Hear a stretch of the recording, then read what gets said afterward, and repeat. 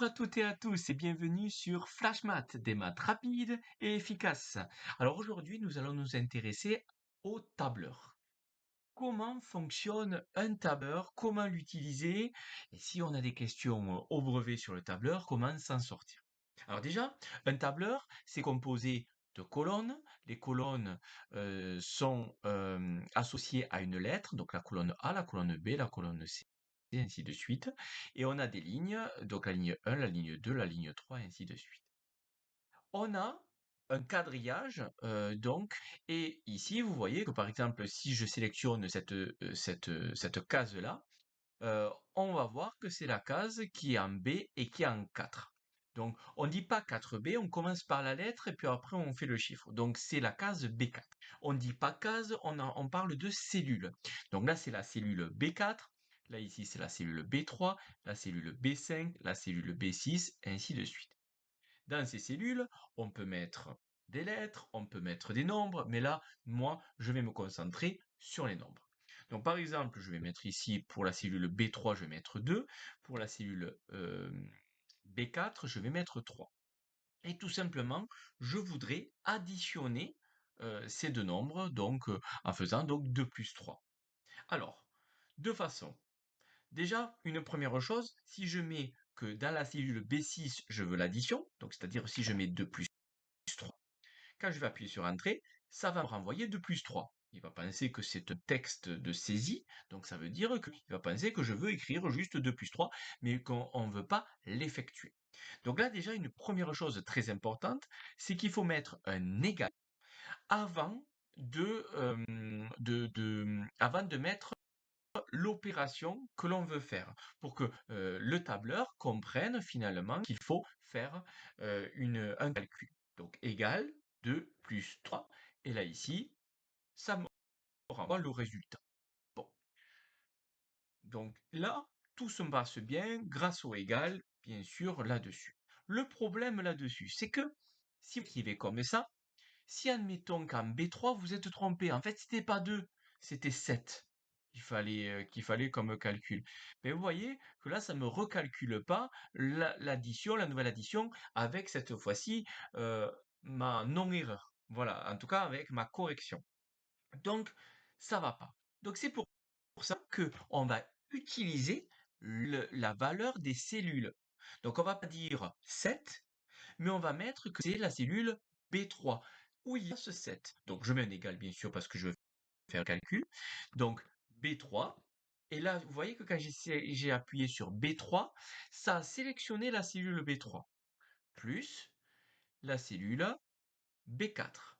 Je cliquais sur la cellule où je peux mettre B4 selon si vous êtes sur le tableur ou si vous êtes en déconnecté, c'est-à-dire que vous avez un fichier et donc vous avez juste à marquer quelle formule on doit saisir à l'écrit. Et là, je le fais, et là, vous voyez que ça fait 10. Et vous voyez que, admettons, en B4, je me suis trompé, c'est pas 3, mais 5. Quand j'appuie sur 5 et que j'appuie sur Entrée, ça me recalcule automatiquement. À la place de 7, c'est 6, ça me recalcule. Et donc, c'est pour ça qu'on va privilégier quand on met une formule donc de calcul, donc on appelle une formule, donc une formule de calcul, on va privilégier donc les cellules.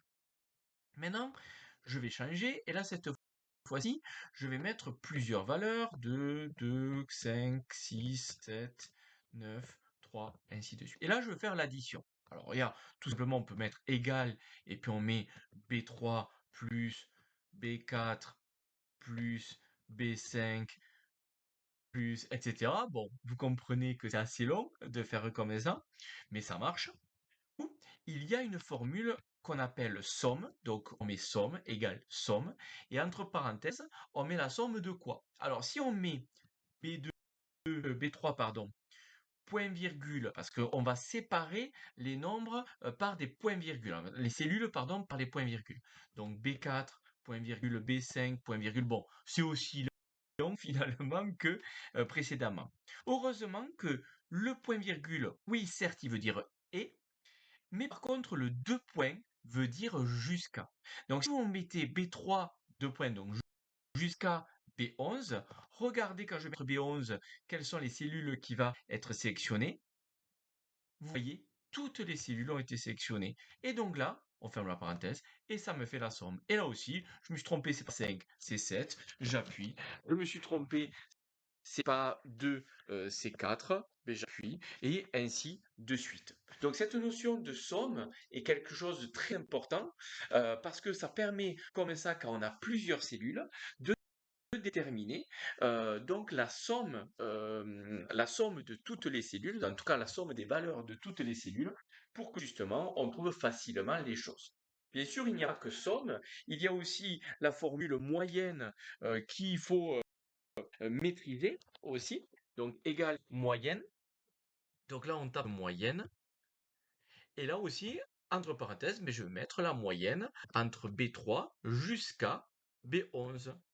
J'appuie sur Entrée et j'ai la moyenne, c'est une moyenne de 5,4 environ.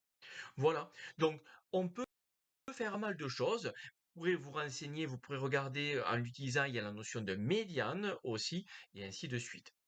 Bien sûr que toutes les opérations fonctionnent, c'est-à-dire que, admettons, ici, c'est le prix en euros, et là, ici, c'est la quantité que l'on veut prendre, et ici, on veut le prix total.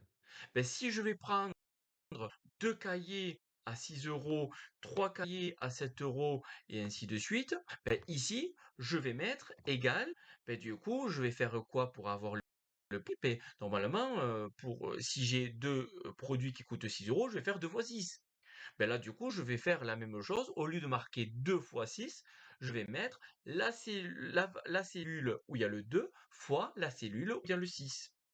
Donc, c'est-à-dire B3 multiplié. Le multiplié, c'est l'étoile et c'est 3. Et ça y est, ça m'a fait la multiplication. Et là, en fait, c'est pas 2 en quantité, mais c'est 3. Ben, du coup, ça me le change automatiquement. Comprenez bien. Et donc là, je continue, je vais faire 5, 6, 8, 2, 9, je marque n'importe quoi. Ici, une quantité. Si je veux la quantité de tout, plutôt que de faire une formule chaque fois, ben, vous comprenez bien que cette cellule, la D3, ben, on va faire B3 fois C3, mais ça veut dire que ici, on va faire B4 fois C4, on va faire B5 fois C5, ainsi de suite. Et donc là, il y a un élément qui nous permet de faire ça d'un coup, c'est d'étirer la cellule, d'étirer la formule aussi. Donc en fait, vous voyez que ma souris ici, il y a un plus, mais quand on se rapproche du petit carré qui est en bas à droite de cette cellule, ça va me faire un petit plus. Si je clique dessus et que j'étire du coup sur l'ensemble des cellules, ça va me faire la même formule, mais incrémentée d'une ligne B4 fois C4, B5 fois C5, B6 fois C6, etc. Et donc ça me le fait d'un coup. Voilà. Et là, si je veux le total, ben, vous le savez, égale somme, et entre parenthèses, donc de D3 jusqu'à D11. Et je fais la somme, et je sais que j'en ai eu pour 225 euros en totalité, et ça m'a évité énormément de calculs.